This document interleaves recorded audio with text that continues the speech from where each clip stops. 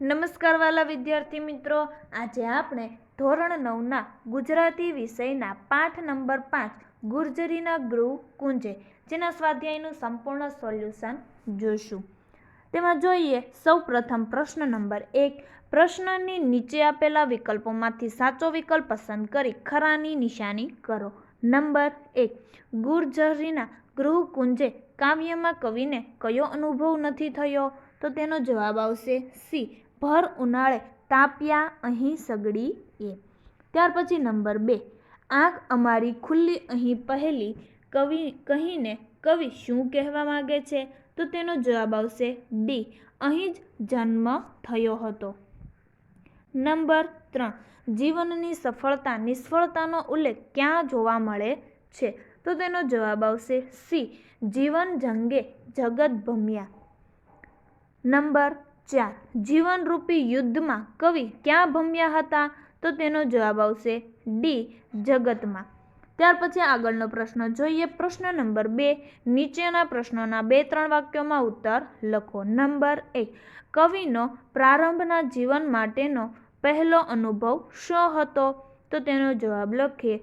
કવિનો પ્રારંભના જીવન માટેનો પહેલો અનુભવ એ હતો કે ગુર્જરીના ગૃહ કુંજે એમનો જન્મ થયો. અહીં જ પાપા પગલી માંડી અર્થાત શૈશવ વીત્યું. એમના યૌવનની વાદળી પણ અહીં જ વરસી હતી. એમનું યૌવન પણ અહીં જ પાગળ્યું હતું. ત્યાર પછી નંબર 2. કવિનો વતન પ્રેમ કાવ્યના આધારે વર્ણવો. તેનો જવાબ જોઈએ કે ગુર્જરીના ગૃહ કુંજે કાવ્યમાં કવિનો વતન પ્રેમ પ્રથમ પંક્તિથી છેલ્લી પંક્તિ સુધી વ્યક્ત થયો છે. આ વતનમાં કવિનો જન્મ થયો છે.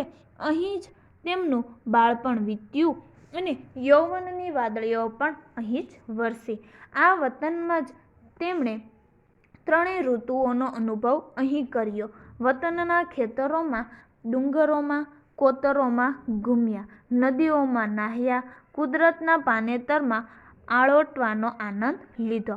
આ વતનને પોતાના તન, ધન અને પૌરુષરૂપી પ્રાણ સમર્પિત કર્યા. વિશ્વરૂપી વાડીને સુફલિત કરવા કવિએ નસ નસથી જીવન રસ સિંચ્યો. આ વતનમાં જ આનંદ કિલ્લોલ કર્યો. અનેક સુખ દુઃખમાંથી પસાર થયા. સમગ્ર દુનિયામાં ફરવાનું સૌભાગ્ય પ્રાપ્ત થયું, પણ પોતાના વતન જેવું સુખ ક્યાંય મળ્યું નથી. ગમે ત્યાં ગયા પણ કવિ વતનની માયાને ક્યારેય ભૂલ્યા નથી. આમ કવિની દરેક પંક્તિમાં કવિનો વતન પ્રેમ છલકાય છે. ત્યાર પછી આગળનો પ્રશ્ન જોઈએ. પ્રશ્ન નંબર 3. નીચેના પ્રશ્નોનો 7-8 લીટીમાં ઉત્તર લખો. નંબર 1. તમારા બાળપણનો એકાદ અનુભવ તમારા શબ્દોમાં લખો. તેનો જવાબ જોઈએ. આશરે 12 વર્ષની ઉંમરે હું અને અમારા કુટુંબના સરખી ઉંમરના ભાઈ બહેનો વરસાદની મોસમ માણવા માણાવદર ગયા હતા. અમારી સાથે વડીલો પણ હતા. માણાવદર ગામ પ્રકૃતિની ગોદમાં ફૂલ્યું છે. ગામની નજીક ખળખળ વહેતી નદીમાં નાહ્યા. કાશ્મીરના ચિનાર બાગ તેમજ નિશાન બાગની યાદ અપાવે એવા અહીંના સુંદર બગીચામાં ગુલાબ, મોગરો, ચંપો, ચમેલી વગેરે રંગબેરંગી ફૂલોએ જાણે સુગંધની મહેફિલ જમાવી હતી. બોર, સેતુર જેવા અનેક ફળોથી વાડી શોભતી હતી. ખેતરોમાં શેરડીના રસને ઉકાળી એમાંથી ગોળ બનાવાતો હતો. અમને સૌને રકાબીમાં સોના જેવો પીળો ગરમ ગરમ ગોળ ખાવા આપ્યો.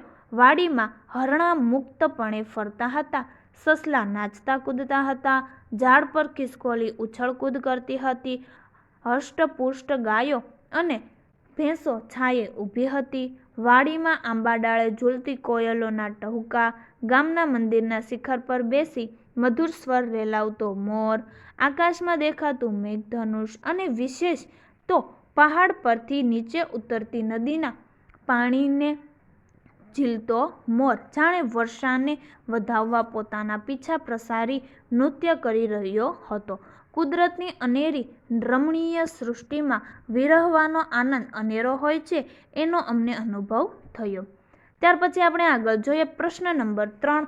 નીચેની કાવ્ય પંક્તિ સમજાવો.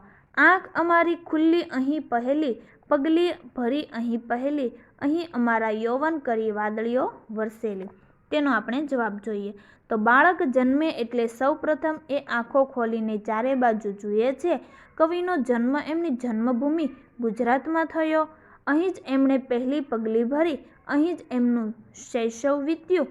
કવિ રૂપક અલંકાર દ્વારા યૌવનને વાદળી કહે છે. જેમ વાદળી વરસે અને અનાજ પાકે એમ કવિનું યૌવન ખીલ્યું.